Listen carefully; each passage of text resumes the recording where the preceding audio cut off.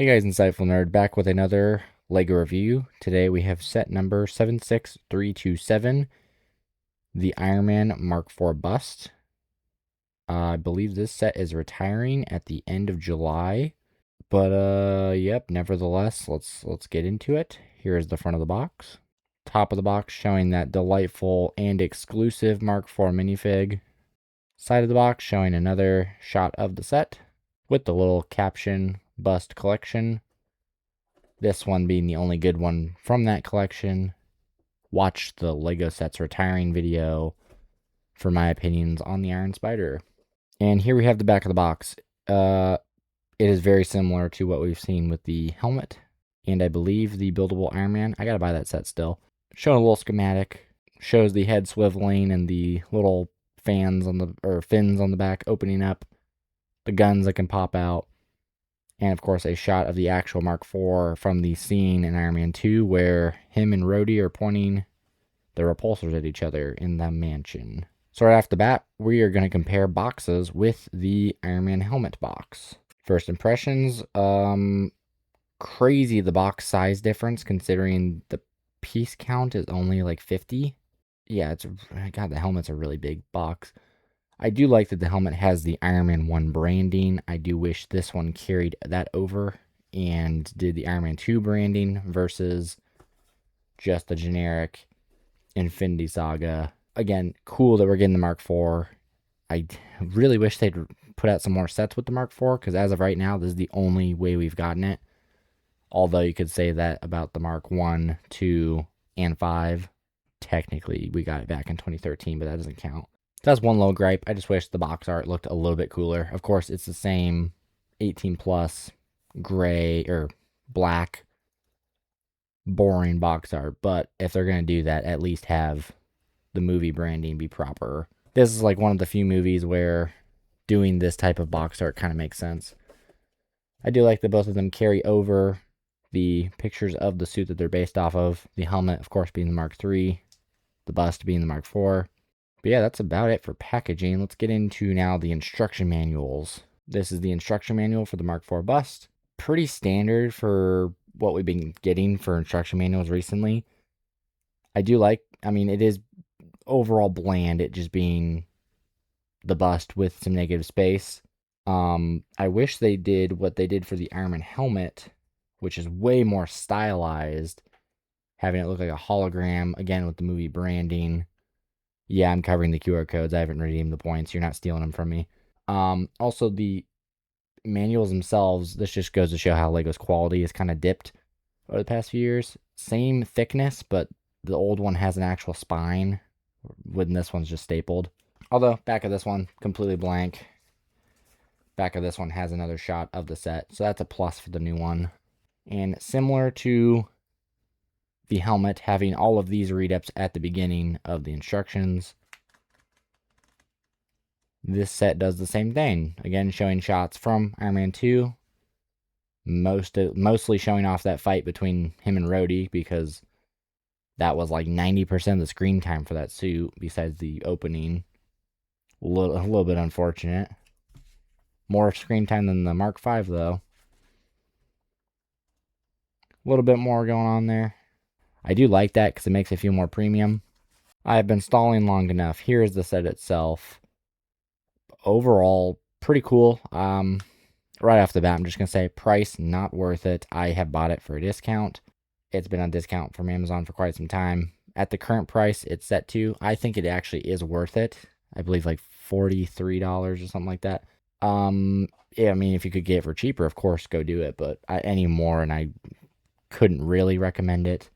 But if you're a diehard Iron Man fan and need the Mark IV, like I did, then yeah, go get the set. But let's just talk about the set itself first. Building techniques all throughout are really cool. Before I tear it apart and start looking at those, let's just look at the set in general.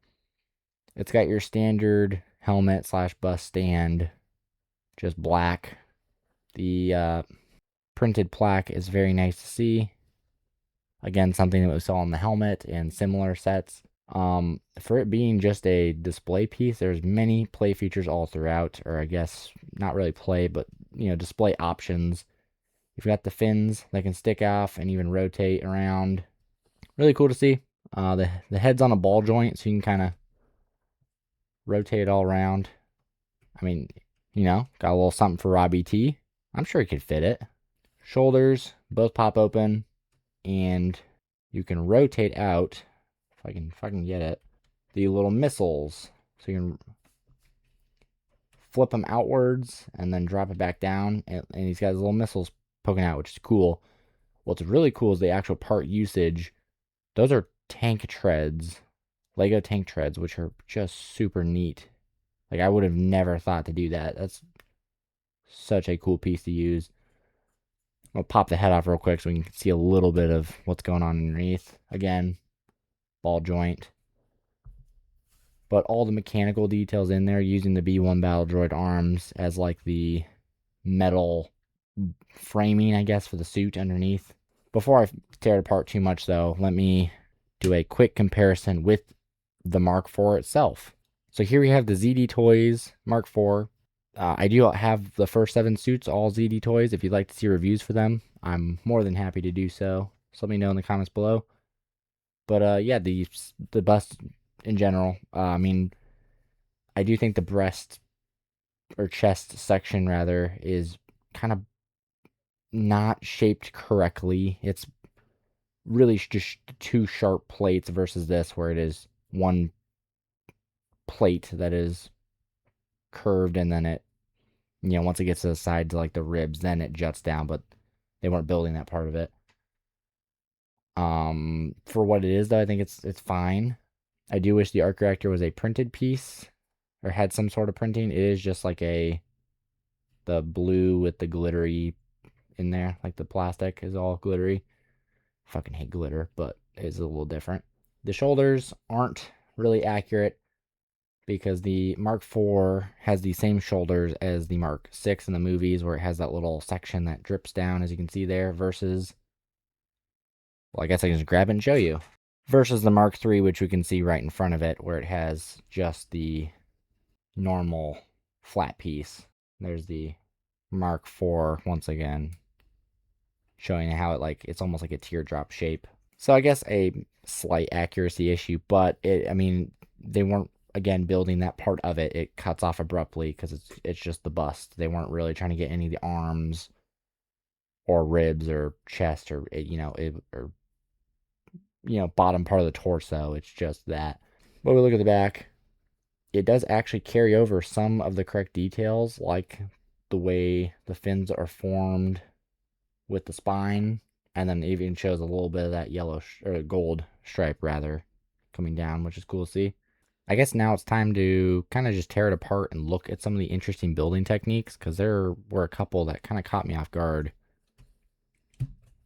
First off, we'll start off with the head. I absolutely love these pieces used. Obviously not as accurate as having the sharp bits on the faceplate, but they wouldn't have been able to accomplish that without making a brand new piece. So this is a good compromise. It's interesting to see this head versus the one on the buildable Iron Man that they came out earlier this year with. Some of the pieces are the same, like they do use these in this, but it's shrunk down ever so slightly because the head is smaller. I can't wait to get that set and actually compare these. We can pop off the little disc on his ears on both sides and then split it top in half. So we can actually get in there and see how they put together all of it, which this part is cool to see, but not really what I was getting at. Here's how they connect it, the jaw bit. It's just like some of those hinge pieces in there. Once again, though, I was more interested in the top bit. Having these pieces continue all along the top is such a cool way to integrate that little detail from the actual helmet. The way they did the eyes was cool. It's these pieces like at an angle, flat, and it's like all built perfectly to where it just shows it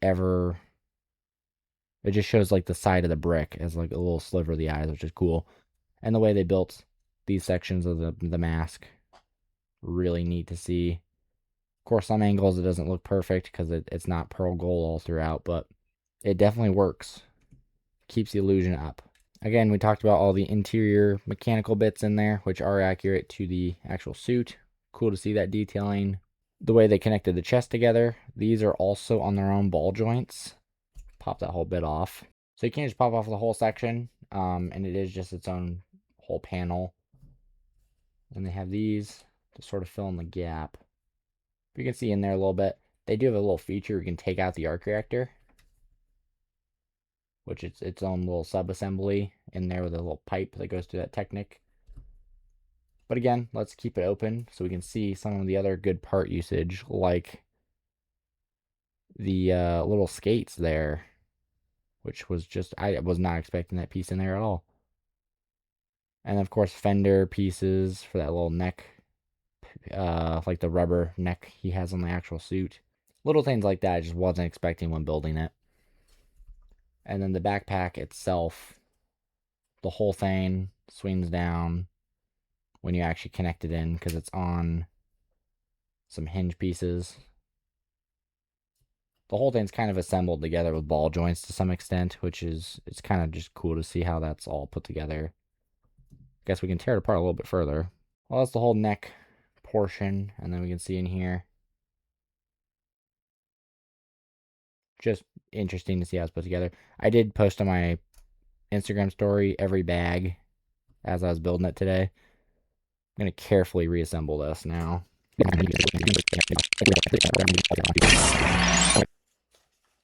Now there's a step in the instructions that had me confused. It showed this, where it gives you two separate sets of instructions on displaying either just the plaque or the plaque and the figure and having to stand diagonal. I started off with obviously just the plaque. Now we're going to transition it to also having the fig, which I'm not going to keep the figure that long because it's going to go in my Hall of Armor, but for the sake of the video, we will alter it. Pretty much all it has you do is swap out, instead of having it this way with this piece out in front, it just has you move stuff around to where you have these two flat sections, one for the plaque and then the other for the figure. And then the beauty of it is if you want it the plaque on the other side, you can do that, which brings up the figure itself. We'll do that in one quick moment. I forgot I need to do one more thing. Included in the set is an orange brick separator, so you know what that means. We're going to add it to our tower. There we go. For a comparison, here we have the Iron Man 3 helmet set. Obviously the large size difference. I am aware I built the helmet incorrectly. I was much younger. I'll fix it eventually. Something interesting about the helmet is it has the Avengers logo on it when it's branded as the Mark III. So I find that interesting. Helmet didn't come with a fig though. This one did, which makes it cooler. Another comparison, of course, the 80th anniversary Iron Man, as per usual. Included in this set is, of course, the Mark IV minifigure. Very cool to see. We've been waiting years to see this suit. We can finally complete the Hall of Armor. Of course, we were waiting years for, the Mark 1, 2, 3. Like, for the longest time, we just had, I'm remembering which ones we only had, but it's a dead meme. Fuck it. We only had the Mark 6 and the Mark 7. Now we have the first 7 and a couple sprinkled for the original Hall of Armor. Still don't have all 42 yet, unfortunately. Yeah, for a minifig comparison, here we have them with the Mark 6. The only thing different about them is the torso, which kind of makes sense because the suits themselves are pretty similar. Yeah, I guess while we're at it, we can compare what the suits actually look like. So, of course, there is more different than just the chest section, but the Lego simplifying that to, only changing the torso, I'm okay with. I do kind of wish they swapped out the legs for the ones used on the Mark III minifig, because it would have been more accurate since the legs are basically one-to-one from the Mark III. I'm not pulling out the Mark III figure to show that. Just take my word for it. They're essentially identical. What I do find a little bit lazy though is for, the Mark IV, they changed the torso print, but they didn't change the back torso at all. It's identical, which you sure. I mean, they're close, but again, it's different enough. I'm not gonna really complain about it. Would have loved to see arm printing, but when the set was released, that wasn't really a thing for Iron Man. Now that the president has been set, did I say that word right? Must sound intelligent, insightful, dare I say? Yeah, all future bust or helmet should have arm printing. Now that we've seen the brand new Mark 43 and Mark 3, respectively, with arm printing. I believe Firestar Toys has an upgrade kit for this. Maybe, if I'm not mistaken. I will have to go pick that up. Love me some arm prints. Speaking of Mark 3, here is both of them side by side. I believe the set that this Mark III came in, the Ironmonger, was the last one with the old helmet mold. Tragic to see it go away. I absolutely hate the new one. Of course, with some suits like War Machine, typically, it doesn't look bad. But you can't tell me that this doesn't just look better. That's spectacular. But, there's enough of them in supply. You can still find them and swap them back. Just sucks for all the new suits that we can't have replacements to. I'm glad we got the Mark V at least when the old helmet was around.